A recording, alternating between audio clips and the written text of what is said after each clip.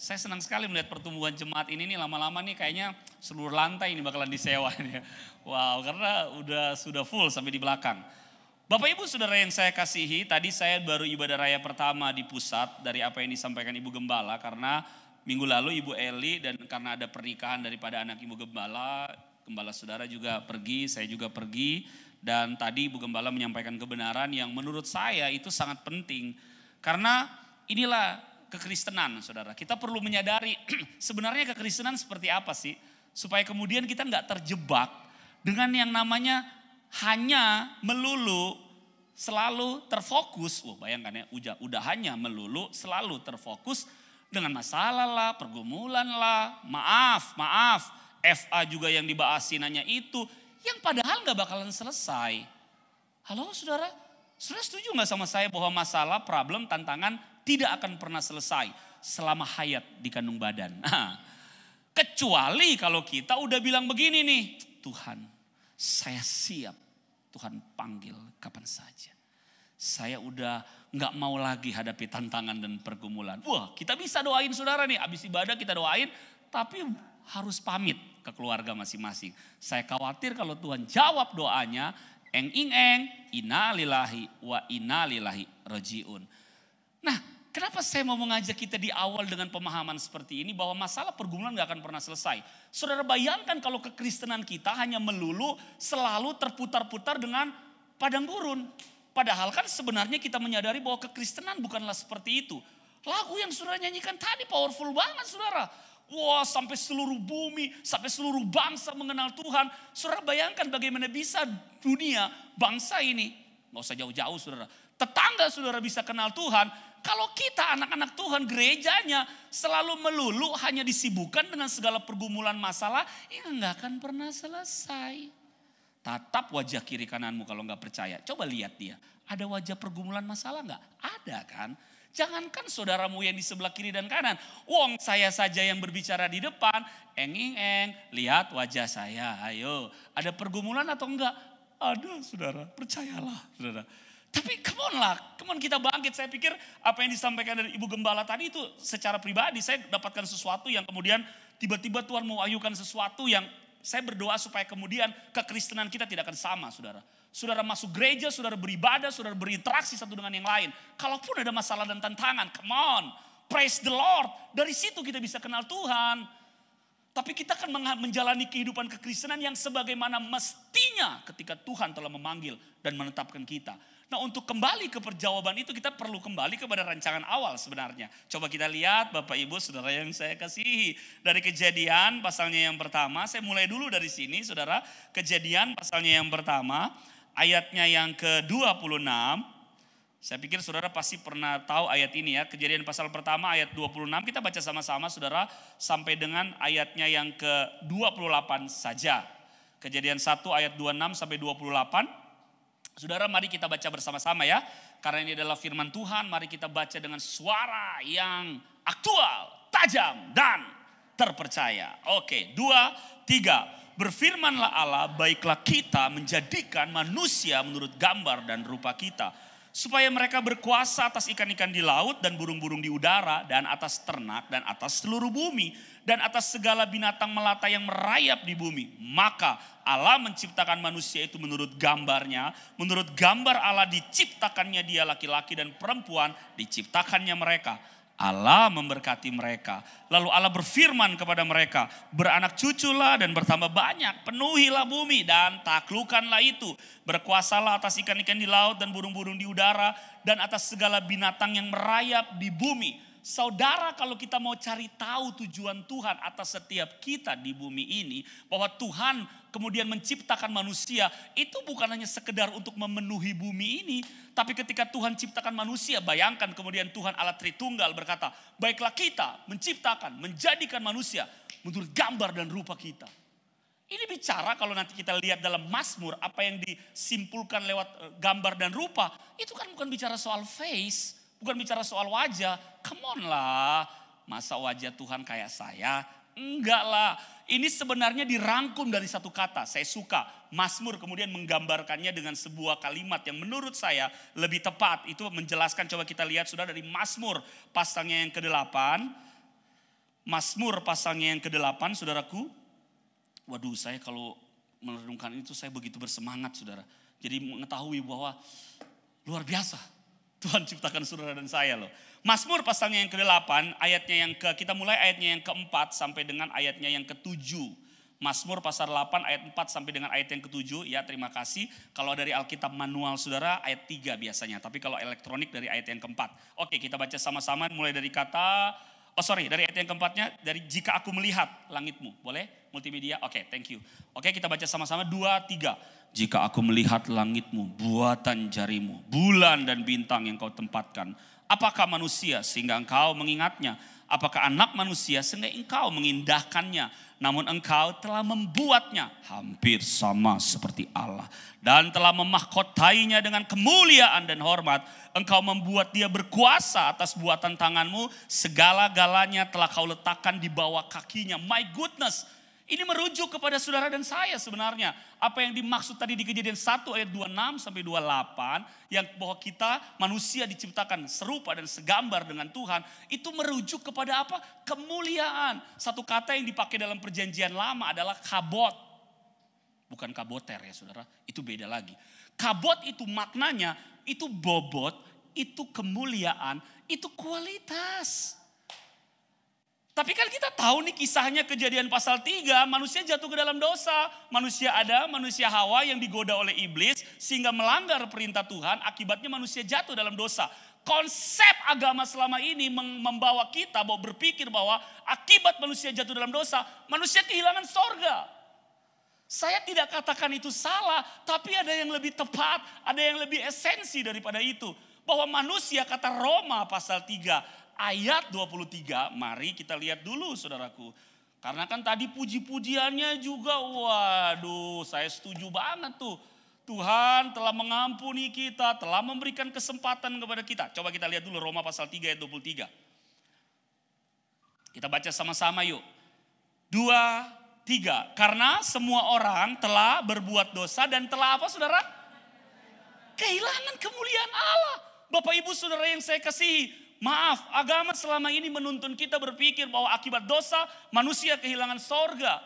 Padahal Tuhan ciptakan. Nanti saya berdoa, Bapak Ibu yang belum ikut som lah. Bukan karena saya direktur somnya makanya saya promosi. Tapi benar-benar saudara akan mengalami sebuah level cara berpikir tentang siapa kita dan siapa Tuhan sebenarnya. Dan itu buat saya kalau kita udah mengerti hal seperti itu. Tentunya itu terus berproses oleh firman-Nya.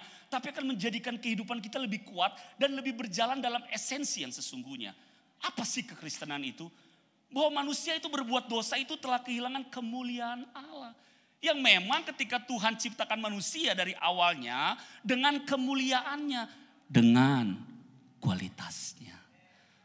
Itulah sebabnya kenapa kalau manusia mengerti ini. Bahwa Tuhan telah menciptakan manusia dengan kemuliaan, dengan kualitas. Makanya seharusnya kita menyadari walaupun manusia telah jatuh dalam dosa. Roma pasal 3 ayat 23 dan telah kehilangan kemuliaan Allah. Tapi jangan lupa karya Kristus di atas kayu salib dalam perjanjian lama. Ketika Tuhan Yesus tergantung di atas kayu salib. Dia menyerahkan nyawanya. Kemudian dengan sebuah kata yang menurut saya powerful. Satu kata saja. Tetelestai. It is finished. Sudah selesai. Itu kemudian berubah segala sesuatu. Makanya kalau saudara lihat alam saja mengakui. Tiba-tiba langit gelap pada saat itu. Tabir bait suci langsung terbelah. Seret yang memisahkan antara ruang suci dan ruang maha suci. Jadi secara alam, secara jasmani, apalagi secara spiritual. Terjadi pergeseran yang sangat besar. Di mana lewat karya Kristus, Tuhan bukan hanya menyelamatkan saudara dan saya. Tapi memulihkan saudara dan saya. Menebus saudara dan saya. Yang selalu saya tidak akan pernah lupa satu kata ini. Memang agak ngejelimet satu kata ini. Agak ngejelimet. Bikin orang pelida kalau mau cumbu. Dia talipah. Tapi saya berharap saudara jangan lupa. Satu kata ini adalah apokatasi. Ayo belajar sama-sama sebut. Ya, agak hati-hati jangan muncrat saudara ya. Apokatasi. Lihat wajah kiri dan kananmu. Kasih senyum terus bilang. Apokatasi. Wah. Bukan potas, saudara. Bukan, saudara ya. Bukan, saudara. Apokatasi itu punya makna begitu powerful. Artinya begini, saudara. Saudara dan saya kan karena awalnya Tuhan ciptakan kemuliaannya. Saya kasih contoh di sini saudara ya, supaya di belakang kelihatan ya. Anggap ini, bisa disorting deh, jangan nggak usah saya.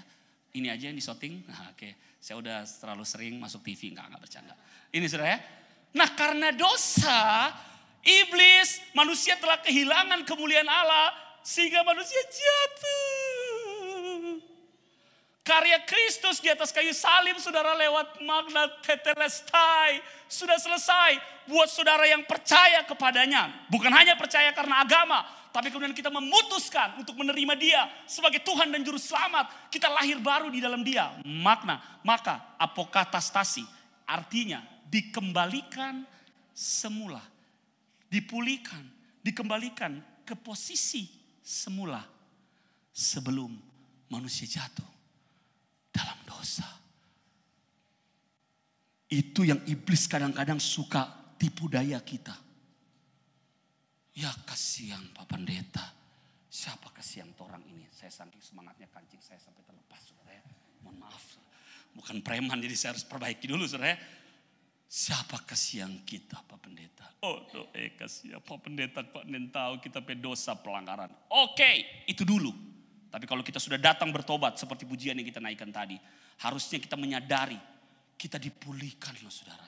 Nah makanya saya mau mengajak kita untuk merenungkan supaya kita masuk step ke selanjutnya Bapak Ibu yang saya kasihi. Supaya kita nggak hanya berputar-putar dengan pergumulan dan masalah. Supaya kalaupun kita melayani, kita tahu esensi kita melayani. Kita berada dalam satu keluarga persekutuan ini sebagai saudara di dalam Tuhan. Kita tahu esensinya ketika kita ditempatkan dalam rumah tangga. As a husband sebagai suami, as a wife sebagai istri, as a child sebagai anak kepada orang tua. Kita tahu esensinya. Kalaupun ada pergumulan-pergumulan ekonomi, kalaupun ada masalah-masalah kesehatan, kalaupun ada masalah-masalah hubungan satu dengan yang lain, kita tahu esensinya, cara menghadapinya. Sehingga kita tidak, mohon maaf, bahasa Ibu Gembala tadi saya suka satu kata ini, udah lama saya gak dengar.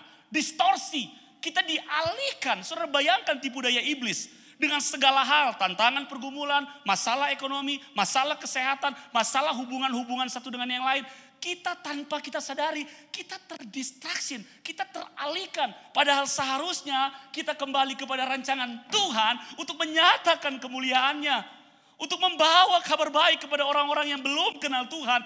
Kita sulit melakukan semua itu. Sebab kenapa? Kita terlalu disibukkan dengan segala pergumulan, tantangan yang gak akan pernah selesai. Siapa bilang Pak Pendeta? Selesai kok. Iya, selesai yang ini, eng-ingeng, muncul yang baru. Ciluk, betul nggak saudara? Ayo, yang hadapi pergumulan besar di bulan September kemarin. Udah lewat Pak Pendeta. Oktober gimana? Kalaupun ada yang belum, bukan saya mendoakan saudara, bukan saya bernubuat. Memang begitu prinsipnya. Dia sementara datang. Lihat kiri dan kananmu, tatap dia, bilang, tenang Jo, ada Tuhan. Amin, saudara, tepuk tangan buat Tuhan kita yang besar. Oke, mari kita dengan cepat saudara supaya kita menyadari esensi kekristenan bahwa ada yang lebih penting daripada itu. Saya katakan tadi bahwa kita perlu kembali kepada rancangan awal. Sehingga kita tahu tujuan kekristenan kita saudara. Tujuan saudara beribadah. Itu bukan hanya kemudian mohon maaf hari Minggu kita harus ke gereja. Kenapa kalau nggak ke gereja? Nanti orang mau bilang apa? Nanti Birman mau bilang apa? Nanti anak-anak mau bilang apa? Papa dan mama nyanak pergi di gereja. Kalau kita mengerti esensi bahkan dalam sebuah persekutuan seperti ini. Kalau kita mengerti esensi sebuah persekutuan. Bahkan pada waktu saudara melayani. Saudara berinteraksi. Dan ada gesekan dalam pelayanan. Ya ampun, cara pandang saudara akan beda. Saudara gak akan kemudian kan main dia ini. Dia kata-kata itunya gak pernah kok gak menyayat hati. Satu kali dia bicara, seperti silet. Alus, mar, tajam. Alus, mar DP darah aja keluar, mamae. Bayangkan ya, saya banyak temui, yang namanya juga di pelayanan, di SOM juga kadang-kadang ada yang kemudian datang curhat. Masalah keluarga lah, masalah dalam pelayanan. Kami di SOM tuh ada membentuk kelompok-kelompok saudara ya. Ada mentor-mentor yang kemudian baru angkatan 2 tahun belakangan ini. Jadi selain mereka belajar, kita dari awal sudah tetapkan mereka di setiap kelompok. Kemudian ada mentor-mentor. Nah disitulah terjadi interaksi saudara. Dari mulai yang tadinya senang, halo, shalom, selamat malam, saya ini, saya itu. Wah dari mulai itu, udah mulai berinteraksi. Tiba-tiba semulai ada yang semua mundur Jo. Ini contoh, saya kasih contoh di SOM. Kalau di sini mah nggak ada, di sini nggak ada. Ini saya di SOM saudara ya. Iki apa semua mundur? Tiba-tiba saya dihubungi. Kak boleh dong kak konselingi. Kenapa? Karena anggota kelompok saya ada yang mau mundur. Kenapa dia mau mundur? Karena dia tersinggung dengan apa yang disampaikan oleh anggota kelompoknya. Nah mulai berinteraksi kan. Ada banyak hal saudara. Termasuk juga dalam perjalanan kehidupan setiap kita dalam Tuhan. Kenapa saya ingin sampaikan ini? Mari kita lihat satu ayat yang sangat penting. Saudara, ini baru benar-benar saya mau masuk di khotbah yang sesungguhnya. Jadi tadi itu, mohon maaf Bapak Ibu, saya belum khotbah. Saya baru pembukaan. Mari kita masuk ke khotbah yang sesungguhnya. Mari kita lihat saudaraku dari Yohanes. Ada satu doa yang menurut saya kalau Tuhan Yesus sampai berdoa begitu, menurut saudara penting gak kalau Tuhan Yesus yang berdoa? Penting gak saudara? Penting banget. Yohanes pasalnya yang ke-17. Coba kita lihat saudaraku. Yohanes pasalnya yang ke-17, kita lihat ayatnya yang ke, Yohanes pasalnya yang ke-17, ayatnya yang ke-21. Jadi kita udah tahu ya bahwa kita diciptakan dengan kualitas Tuhan. Nah kualitas Tuhan itu kan harus terekspresi. Nah dimulai dari persekutuan kita sebenarnya. Persekutuan dalam rumah tangga, persekutuan di dalam gereja Tuhan jemaat, dan juga bahasa yang saya suka itu tadi Ibu Gemala sempat menyampaikan itu, up, in, out. Itu saya setuju banget tuh bahasa itu. Memang udah saatnya sih kita gak hanya melulu memikirkan pergumulan dan masalah kita. Tapi kita perlu sadar siapa kita di dalam Tuhan.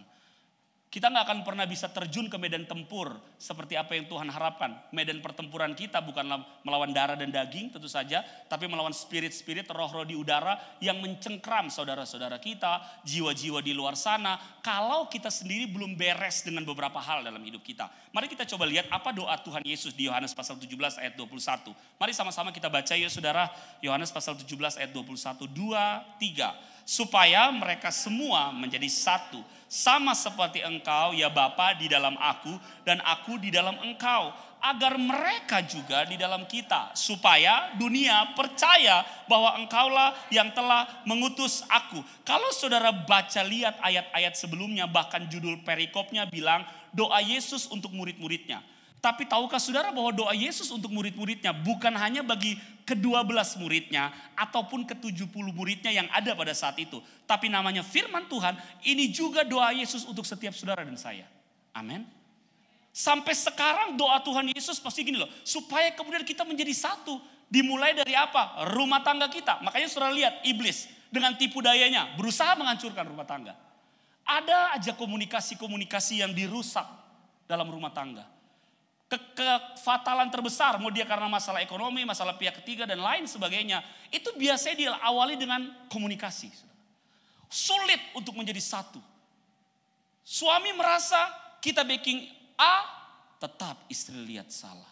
Istri merasa apa saja yang kita buat gak pernah menyenangkan kita pe suami. Tapi yang saya tahu ini bukan di tempat ini, Ibu Gembala. Saya cuma mau mengingatkan Bapak Ibu. Itulah tipu daya iblis sehingga gini, rumah tangga gak bisa satu. Satu di sini bukan berarti tidak ada perbedaan pendapat dalam kemudian sebagai suami istri. Saya dengan istri saya juga ada beberapa hal, kami ada perbedaan pendapat. Tapi pada akhirnya kami harus satu. Perbedaan pendapat bukan kemudian membuat kita tercerai-berai. Kita kemudian satu dengan yang lain bermusuhan. Kita dengan satu yang lain menyimpan. Tapi itu yang kemudian terjadi dalam rumah tangga. Dalam perjalanan sebelum saya kemari, saya menelpon seseorang yang sudah cukup lama. Kalau saya tidak salah, pas pandemi kemarin kita banyak berinteraksi lewat telepon seorang bapak muda. Dan saya lagi doakan dan kemudian juga tiba-tiba saya teringat lagi waktu dia update status di, kadang-kadang ada pentingnya juga ya lihat WhatsApp status. Wah saya jadi teringat, waduh iya ini saudara saya. Saya telepon dia, saya tanya kabarnya, bagaimana dengan keluarga. Dan dia ceritakan, puji Tuhan Pak Pendeta, kalau dulu sama sekali sudah ini dan sekarang sudah sama-sama, tapi ada hal-hal yang masih belum terselesaikan. Sih saudara lihat tuh. Tetapi yang saya kemudian sukai dari sebuah statementnya dia, yang berbeda dari waktu-waktu yang lalu. Dia bilang begini, tapi Pak Pendeta, saya yakin ini semua terjadi diizinkan Tuhan. Pasti ada maksud Tuhan yang mulia. Saya waktu dengar kalimatnya saya langsung katakan amin. Walaupun Tuhan gak pernah merancangkan hal itu terjadi. Tetapi Tuhan tetap beracara di dalam apapun yang terjadi untuk mendatangkan kebaikan. Saya langsung bilang amin brother. Ayo kita langsung doa saat ini. Nanti ada waktu kita ketemuan, tapi kita langsung doa saat ini. Saya sarankan Bapak Ibu Saudara, jangan jaga tunda kalau mau berdoa nih. Nanti juga orang berdoa. Kalau pas ada telepon, langsung juga ditelepon. Kan orang itu kan tidak dibatasi oleh waktu dan tempat. Amin. Amin. Kadang-kadang orang gitu ya. Oh, nanti orang cari waktu berdoa ya. Oh kesiang. So babak belur itu kalau orang tak ingat. Kok nyanda? Minggu depan atau bulan depan langsung kemudian berdoa. Dan kemudian saya temukan bahwa masalah-masalah rumah tangga kerap membuat orang rumah tangga gak bisa menjadi satu. Makanya doa Tuhan supaya kemudian menjadi satu. Saudara dengar baik. Persekutuan yang paling penting. Saya lihat di sini banyak keluarga-keluarga. Itu dimulai dari keluarga kita. Amin. Kita mulai dulu dari keluarga, kemudian dari sesama saudara. Coba kita lihat dulu di Filipi. Sabar ya saudara ya. Filipi pasalnya, percayalah saya gak akan panjang kok Bapak Ibu. Saya bukan tipe pengkhotbah yang kalau khotbah panjang. Cuma kadang-kadang aja saudara. Kalau pas kelewat enggak bercanda. Filipi pasalnya yang kedua, ayatnya yang pertama. Bagaimana caranya kemudian saudara dan saya dalam rumah tangga, dalam persekutuan satu dengan yang lain dalam gereja Tuhan. Supaya kemudian bisa menyatakan kemuliaan Tuhan. Supaya dunia percaya saudara. Bahwa kualitas ilahi, kemuliaan Tuhan itu sungguh-sungguh nyata dalam hidup kita. Itu tentunya hanya bisa lewat kesatuan dan persekutuan kita satu dengan yang lain. Coba kita baca dulu ya saudara. Filipi pasalnya yang kedua ayatnya yang pertama sampai dengan ayatnya yang ketiga saudara. Sampai ayat yang keempat saja. Filipi pasal 2 ayat pertama sampai dengan ayat yang keempat. Perikopnya berjudul nasihat supaya bersatu dan merendahkan diri seperti Kristus. Yuk kita baca sama-sama saudara. 2, 3. Jadi karena dalam Kristus ada nasihat, ada penghiburan kasih, ada persekutuan roh, ada kasih mesra dan belas kasihan. Karena itu sempurnakanlah sukacitaku dengan ini. Hendaklah kamu sehati sepikir dalam satu kasih, satu jiwa, satu tujuan dengan tidak mencari kepentingan sendiri atau puji-pujian yang sia-sia.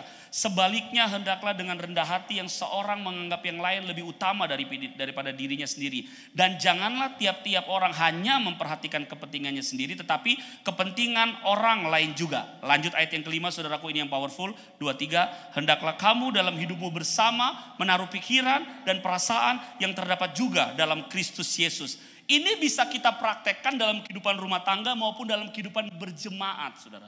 Ekspresi daripada kemuliaan Tuhan yang paling nyata dalam kehidupan keseharian kita, itu sesungguhnya lewat apakah kemudian Kristus bisa terlihat dari kehidupan kita. Dimulai dari kehidupan rumah tangga. Makanya firman Tuhan ini katakan, saudara, bahwa dalam kehidupan kita, entah dalam rumah tangga, entah dalam berjemaat, dimanapun Tuhan tempatkan kita, supaya saudara dan saya yang ada dalam Kristus, ada nasihat, ada penghiburan kasih, ada persekutuan roh. Satu kali saya ditanya oleh seorang siswa SOM, Pak Pendeta, bagaimana dengan firman Tuhan yang katakan, lebih baik teguran yang nyata daripada kasih yang tersembunyi. Ada ayatnya itu ya Bapak Ibu. Oh iya Pak, maksud pertanyaannya apa ya Pak? Iya Pak Pendeta, kalau saya lebih baik. Kalau kita tidak suka, tegur. Karena firman Tuhan berkata, lebih baik teguran yang nyata daripada kasih yang tersembunyi.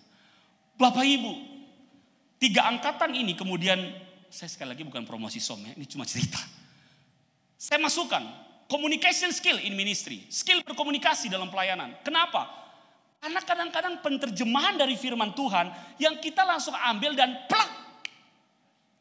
Lebih baik teguran yang nyata daripada kasih yang tersembunyi. Kalau kita terjemahkan plek, tegur aja. Kan teguran yang nyata daripada kasih yang tersembunyi. Teguran yang nyata itu oke. Memang kita perlu tegur.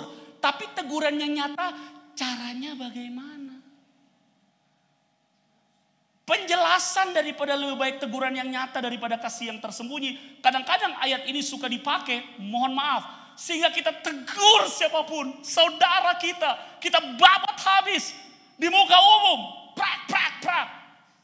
Berdarah-berdarah kasihan.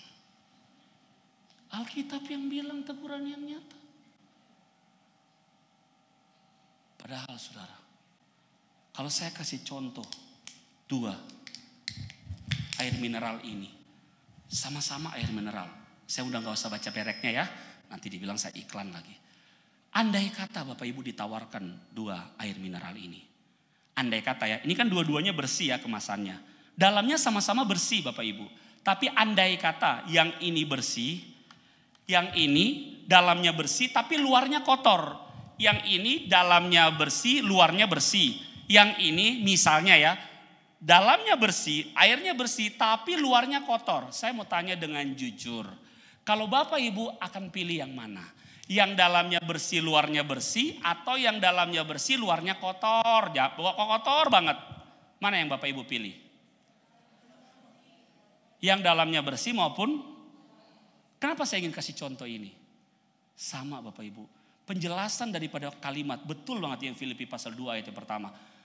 Lebih baik teguran yang nyata daripada kasih yang tersembunyi. Tegurannya memang harus dikasih tahu. Kita harus menegur saudara. Jangan biarkan kalau ada saudara kita yang akan masuk ke dalam jurang neraka, jurang maut dan kita biarkan. Tapi bicara soal menegurnya itu adalah kemasannya. Kemasan itu penting Bapak Ibu. Kita tegur suami dan istri kita, kemasannya penting. Saudara seiman kita, kemasannya penting. Kalau Bapak Ibu aja saya tawarkan pilih mana yang air dalamnya bersih sama yang luarnya bersih kemasan, pilih mana sama yang kotor. Bapak Ibu aja bicara soal air mineral, pilihnya yang dalamnya bersih, luarnya bersih kan? Apalagi dengan kritikan, teguran. Amin Bapak Ibu. Makanya saya suka sebuah statement yang bilang begini. Pujilah seseorang di depan banyak orang. Saya melihat Nona Grace, Ibu Gembala Grace. Luar biasa pelayanannya dipakai Tuhan. Itu contoh pujian di hadapan semua orang. Pujilah seseorang di hadapan semua orang. Bukan supaya, oh jangan Pak Pendeta, nanti dia makan puji lagi. Mencuri kemuliaan Tuhan. Kalah Bapak Ibu. Tapi tegurlah 4 mata. Saudaraku, brother, sister, istriku. Maka tuh kalau orang tegur istri atau tegur suami. Kemarin saya tahu bukan di sini sih. Yang saya tahu kesiang ada bapak-bapak di luar sana. DP teman panggil minum kopi. Bro, minum kopi gua. Dia mesti lihat dulu DP istri. Kalau DP istri bilang, baru. Siap brother, kemana? Jam berapa? Marah kalau DP istri. Aduh brother, nyana bisa kasihan kita. Aduh, ada mau 2 malam gua. Tapi saya tahu bukan di sinilah ya. Amin Bapak Ibu yang saya kasihi. Amin. Maaf kalau saya lebih banyak bicara ke prakteknya keseharian. Karena waktu saya melihat bahwa kemuliaan Tuhan ternyata dinyatakan. Tuhan mau supaya dunia ini bisa percaya bahwa sungguh Tuhan tinggal di dalam kita. Kemuliaannya tinggal di dalam kita. Itu lewat kesatuan kita. Dimulai dari rumah tangga terlebih dahulu. Bapak Ibu, saya pun dan istri masih berproses. Percayalah. Kami bukan sudah sempurna. Waduh Pendeta Fani tuh lantaran pendeta. Pendeta ini betul-betul. Dulu PDP, habis ujian PDM, sekarang PDT. Makanya enggak, saudara boleh tanya istri saya. Kami pun masih berproses. Tapi yang saya tahu dan istri saya tahu. Jangan cuma berproses terus. Kita harus terus melangkah. Semakin hari, semakin seperti apa yang Tuhan kehendaki. Lewat pujian yang tadi. Kami udah gak mau lagi dengan gaya-gaya seperti dulu. Gaya-gaya di mana pasangan kita sebagai suami. Istri berada di bawah pemerintahan Pontius Pilatus. Atau sebaliknya, suami berada di bawah pemerintahan Pontius Pilatus. Udah enggak. Itu cara dunia. Amin. Aminnya masih mencurigakan. Amin. Dalam hubungan kita satu dengan yang lain dalam gereja Tuhan Bapak Ibu. Makanya penting banget untuk Bapak Ibu please sebagai gereja Tuhan. Mohon maaf saya sampaikan kepada jemaat Tuhan yang ada di BCW. Jangan cuma puas ada hari Minggu di sini. Aduh siapa yang khotbah Ibu Pendeta. Oh Ibu Pendeta ini. Oh brother ini. Aduh saya mau datang. Tanpa persekutuan satu dengan yang lain. Berkomunitaslah Bapak Ibu. Terlibatlah dalam kelompok-kelompok kecil. Di situ kita akan saling belajar lagi apa yang firman Tuhan katakan. Karena kita nggak bisa sendirian sejatinya. Ele Iron Man bersatu dengan Spider-Man. Amin. Hele Captain America bersatu sama Hulk. Ayo, film Avenger ngajarin apa? Unity kan, persekutuan kan. Masa kita harus diajarin oleh dunia? Padahal Tuhan ngajarin kita. Itu dia mulai melayani. Usia 30 tahun Tuhan Yesus memulai pelayanannya. Tuhan Yesus gak datang sendiri kemudian terbang. Enging-eng, akulah Tuhan, percaya ya padaku. Apakah begitu? Enggak loh, yang Yesus lakukan. Setelah dia selesai dibaptis, setelah dia lewat pencobaan, kemudian yang Yesus lakukan adalah apa? Dia panggil 12 murid. Berkomunitas dengan 12 murid. Avenger berkomunitas. Tuhan Yesus berkomunitas. Coba lihat kiri dan kananmu, tatap dia sudah, tatap dia. Terus bilang, apalet torang kesiang. Amin. Karena kemuliaan Tuhan, saudara baru akan jadi itu ketika ada dalam satu jemaat, eklesia. Saudara tahu, ketika Tuhan berkata begini, di atas batu karang ini aku akan mendirikan jemaatku. Kata jemaat di sini dia pakai kata eklesia. Yang selama ini kita dengar di sekolah, eklesia adalah kumpulan orang. Ingat kumpulan, bukan satu orang loh. Kumpulan orang yang dipanggil dari kegelapan kepada terangnya yang ajaib. Oke, tapi sebenarnya esensi eklesia, saya kasih tahu dulu. Apa kata eklesia? Dalam konteks ketika Yesus berbicara. Eklesia dalam konteks dulu, itu dalam zaman penjajah, dalam zaman kekaisaran Romawi, itu adalah orang-orang biasanya awalnya. Itu adalah orang-orang yang tadinya merupakan perwira-perwira perang daripada kekaisaran Romawi. Setelah 2-3 tahun mereka selesai berperang atau pernah berperang, mereka kan ada waktu untuk istirahat. Mereka kembali ke sebuah kota di mana kekaisaran Romawi tempatkan mereka. Kemudian mereka ada dalam satu persekutuan, perkumpulan bersama. Disitulah mereka akan menentukan nasib kota. Itu eklesia yang sebenarnya. Tetapi dalam perubahannya, zaman itu mengalami perubahan. Bukan hanya didominasi oleh orang-orang dari ketentaraan. Kalau saudara nonton film Julius Caesar, saudara akan lebih gampang mengerti apa yang saya jelaskan. Bukan hanya orang-orang dalam ketentaraan, tapi para filsafat, orang-orang pintar, Plato, Socrates, semua mereka pun terlibat dalam eklesia ini. Kumpulan orang yang sekarang dipakai oleh badan dunia legislatif, kalau orang DPR, itu sebenarnya kan merujuk kepada belajar daripada eklesia itu. Artinya kumpulan orang yang dipanggil dari bukan hanya dari kegelapan kepada terangnya yang ajaib, tapi eklesia dalam konteks Yesus. Ini nih, makanya betul ada kemuliaan yang telah dipulihkan. Itu bisa menentukan nasib kota. Kalau kota saja bisa ditentukan, apalagi pergumulan-pergumulan saudara dalam keluarga. Ketika saudara ada dalam persekutuan bersama, komunitas persekutuan Eva itu. Kalau ada mungkin yang menghadapi masalah, udah gak usah selalu, aduh lagi ada masalah, sebentar. Habis kita sharing firman Tuhan. Kita doa sama-sama. Bapak atau ibu, masalahnya, ayo kita doakan. Mari eklesianya, kita sama-sama doakan. Masalah yang lagi dihadapi. Waktu kita berdoa, milikilah belas kasihan Bapak Ibu. Berdoa sungguh-sungguh. Menurut Bapak Ibu gak akan terjawab? Ada 2 hal. Terjawab karena kita benar-benar sebagai eklesianya. Tuhan melihat doa daripada dalam kesepakatan eklesia. Tapi yang kedua, ada yang namanya kedaulatan Tuhan. Kita pun harus mengajarkan jemaat untuk dewasa lah. Kalau kita udah berdoa, tapi memang sepertinya masalah belum selesai, berarti ada kedaulatan Tuhan. Tapi ujung-ujungnya pasti untuk kebaikan. Tuhan gak pernah merancangkan kecelakaan dalam kehidupan anak-anaknya. Tetapi yang saya lihat, selalu Bapak Ibu, ada jawaban. Eklesia lo yang berdoa ini. Saya mengajak, percayalah saya gak ada pesan-pesan sponsor dari Ibu Grace. Untuk jemaat BCW. Mumpung saudara belum seperti kita yang di pusat. Banyak, ribuan. Mau baku panggil FA. Belum Riki baku panggil suka luar semua tuh orang. Amin.